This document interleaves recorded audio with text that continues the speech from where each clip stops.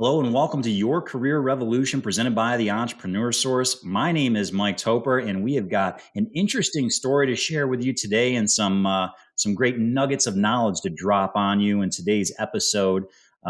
Here to join me right now, I'll bring in my co-host Tamara Loring. She is the Chief of Brand Ideology for TES. Tamara, as we're recording this, it's a bit frigid, but we're going to heat things up today with this chat. How are you? I'm great. And yes, let's definitely heat it up. I think this is a hot, hot, hot story that we have today. So I can't wait to get started. And absolutely thrilled to bring in our guest, Dylan Brog and Scott Kaiser. Both have interesting stories and kind of how they worked it together. We'll have you guys introduce yourselves first, starting with Scott. Hey, Mike, thanks for having me. My name is Scott Kaiser. I'm a career ownership coach with the Entrepreneur Source located here in central Wisconsin. And Dylan? Hi, my name is Dylan. I'm owner of Handyman Connection of Canyon Rim and also a client of the Entrepreneur Source. And that's how obviously I got in touch with Scott. And I'm excited to see where today goes. And we're going to dive into this kind of as we go along here, a little bit about your story and kind of Scott's guidance here. But just to kind of lay things out, Dylan, you're a bit of a younger guy in terms of entrepreneurship. You had a bit of a background as far as your family. Your father, I know, owned a business. What inspired you to seek entrepreneurship? Quite a few things. Obviously, growing up, I was one out of a few kids that was always going to work with dad. Kind of saw certain struggles with grandpa, with him and everything. So I've definitely been around it. And then as the years progressed, once he got into a position, he was able to help more and more people. And that's when I started reflecting on, wow, here is the big key of being an entrepreneur. Here's what you can take. And that was the ability to now reach out and help other people. And then obviously with his passing in 2020, kind of put a wrench in my plans of working with the family business. New ownership, few things changed kind of straight away from what he stood for. And that led me to, hey, what do I need to do or what can I do to still reach my personal goals and still have that ability to help people? And that kind of led me down this trail. Wow. And you mentioned that was kind of, can you just lay that out there? You mentioned like your personal goals. What were some of those? Yeah, the main one, obviously this one's like my biggest pride and joy and my biggest goal that I have. And I want to own some property, get a bunch of school buses and bus underprivileged kids up to the property, have a bunch of different people helping out, bunch of different courses and anything that they want to do, anything beneficial to them, and kind of just be that person that is there for them, especially in these groups of children that they do feel alone. They don't have certain possibilities that maybe all of us have had, or we've had that person, that coach that has led us down, these paths that we can go accomplish great things. And that's the main one is how am I going to get to the point where I can do that? Whether it's time, financial, whatever it is, and looking at, the entrepreneur side, that essentially led me to say, hey, this is going to be the best tool in order to reach that. Wow, that's so inspiring. And like Mike, my host, said, Dylan, you are still very young. So many people are in their 30s, 40s, 50s, still figuring out what they're going to be when they grow up. And you had amazing role models, it sounds like, in your life, whether it was your grandfather, your father, just to show you what it looks like to become self-sufficient. Now, with his passing, you said that threw a little bit of a wrench in your plans. And for a little while, did you go into corporate America? Did you pursue a job? I'm just kind of curious to learn more about what led you back down the path of entrepreneurship. Yeah, well, before I went off to college, I went out to Arkansas, played soccer out there. Obviously, a little bit younger, a little bit less mature than I am now. Excited to get out of Utah. I was like, I'm never coming back. And I go, find a job, do this. And then, a week from graduation, get a call from dad. He's like, "Hey, you want a job? I got one for you." And I also knew, hey, a little bit target on my back, just being the owner's son, and pretty much came back to help him. And then it just allowed me to build a relationship with him. That was kind of my foot in on that. And I could see him and I's relationship growing with that. I did, once he passed, I did end up leaving, did a few, handyman jobs, some landscaping, some miscellaneous different jobs here and there, and just kept trying to go back and keeping what I saw as his legacy going. And then I got to the point where no matter what I was doing, the amount of effort, heartache, whatever it was that I was putting in, there was nothing else I could do. And then I realized, hey, his legacy is within all of his children. And that's when I said, hey, this is my time to, I can keep that legacy going on taking who he was, the type of character he instilled in me, and just keep that going. And so I battled with going back and forth in the family business, and then finally was like, hey, I need to look elsewhere. So I was looking corporate, and then that's when I got in touch with Scott. Wow. Yeah, Yeah. and that's one of the things. That's one of the things we talk about tomorrow, and you talk about it in the book, of course. Your career revolution, reclaim the lifestyle of your dreams. There, of course, obviously, and we always got a copy.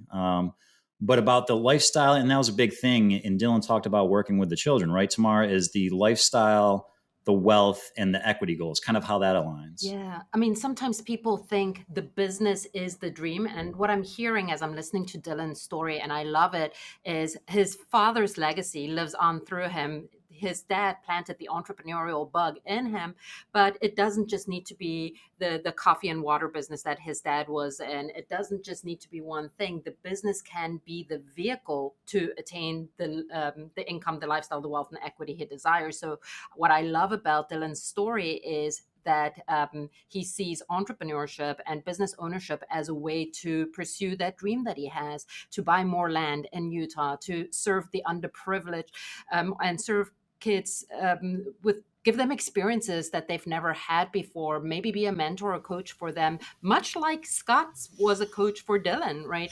I don't know that he woke up one day saying, I always, always, always wanted to be in the handyman connection business. But at some point, he realized that maybe this is a pathway to be able to pursue my dreams.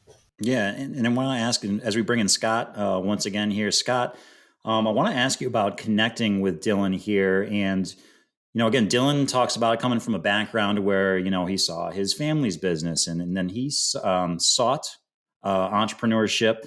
You yourself, before becoming a career coach, you were a business owner as well. How did you connect with Dylan, and how did your experience as a franchise owner kind of play into guiding Dylan and kind of showing him some of the ropes a little bit? Well, I connected with Dylan through LinkedIn. Found a young man. I'm a native of Colorado, so I'm always can relate to people out west.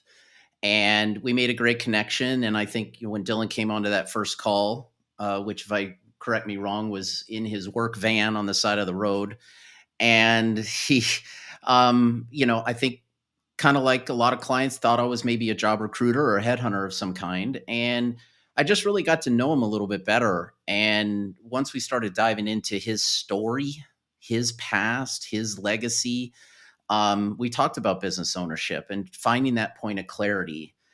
And as a franchise owner myself, I did see kind of the pathway of, like tomorrow, like you touched on it, when Dylan, through this journey of discovery that we took, and him sharing that really that dream of his of helping underprivileged kids and getting some old school buses and helping out, that was his real passion. The handyman business is not his passion, but it is his vehicle of success to be able to chase that passion. And so as we did this journey and we talked about entrepreneurship, and I obviously educated him a little bit on the franchising system, which he was new to. Me being a franchise owner, knowing that this is a business you own, but you are not in it alone. And that's where the power comes from. So it was really, kind of diving into different models based on his, his goals and his lifestyle. And he's off to the races. It's been a long journey, man. February 14th of last year is when we connected.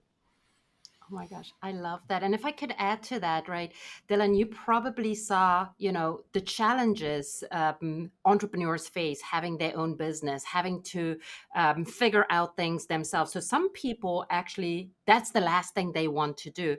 I think what Scott was able to do for you is tap into the knowledge that you have there, but provide you something where you could be in business for yourself, but not by yourself, especially at your age. I imagine that, you realize that you probably don't have the business acumen and everything, but being able to have that safety net of a franchise where they have a replicatable, duplicatable model, I'm sure must give you quite a bit of comfort and certainly will help with the launch of the business. What do you think about that? Definitely a major aspect of even like the decision making was having that support. Like you said, it was something I witnessed day to day. My dad didn't have that safety net of people. And I saw a lot of time and energy that if he wasn't the one who always needed to have the answers, that he could, put some of that weight on somebody else or brainstorm with another group, it could have saved him a lot of time. And I look back at if he had what I have now at the beginning of where he started, just like how different it would have been and how much more and, greater of an impact he could have made with the same amount of time that he had, which was cut short. But having that support and everything was a huge deciding factor for me.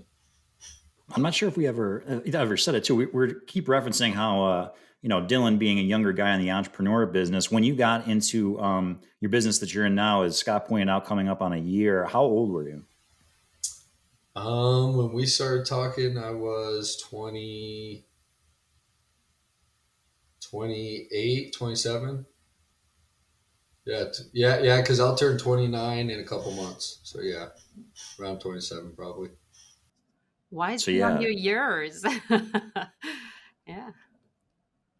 and how important was that too? And Scott, and as you kind of explored, you mentioned what you guys were looking for, and as Dylan kind of told you what he was looking for and how he was looking to achieve it. How did some of those things, how were you able to tie in, his goals and kind of look for the right opportunity for him? Because as you pointed out, Dylan, he wants to hike or he wants to help kids with hiking and camping, and he's got a great business right now and he's got the mind for it. But again, that might not necessarily be his number one goal. His goal is this interest in helping others and helping the youth. How did you kind of guide him down that path and look for the right opportunity that might align not just with his goals but with something that he wanted to do?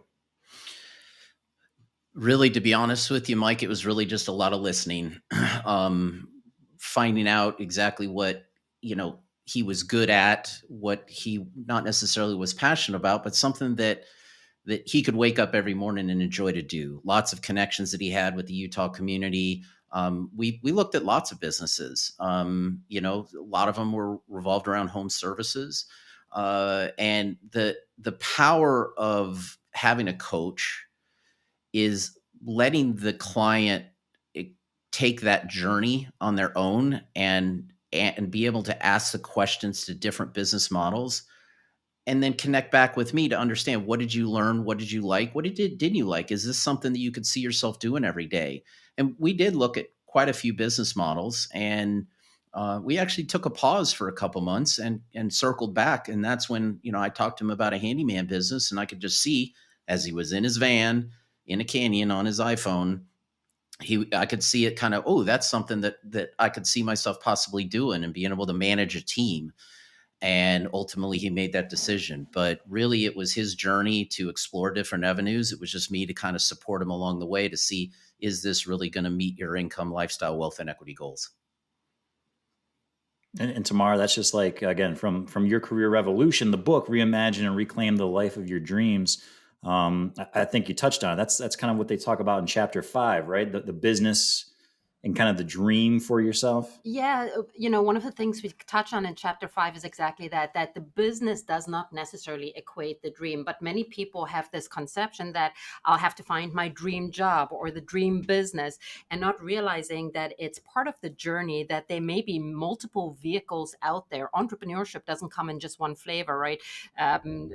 Dylan's dad's business was not the only way a business can be run. He discovered franchising along the way. He discovered the handyman connection and realized that, what, this is something I can see myself doing. This is something that I can love. And guess what? If it checks all the boxes and he generates the kind of income he's always desired, he has the flexibility to pursue his other dreams, then the lifestyle box will be checked. If he's able to build a business and honor his dad's legacy and maybe build something that he could sell, or maybe one day pass on to his kids, then I don't care what business you're in, you will start loving that, because that business then becomes the thing that allows you to live your life the way you want to live it, the life on your terms. So that's exactly what the book is about, right? Starting with that North Star, that vision of what life could be, and then exploring, like Scott said, right? It's not just, love at first sight. It's really taking almost a pragmatic approach to saying, okay, how does this business, how does this vehicle serve my life's purpose?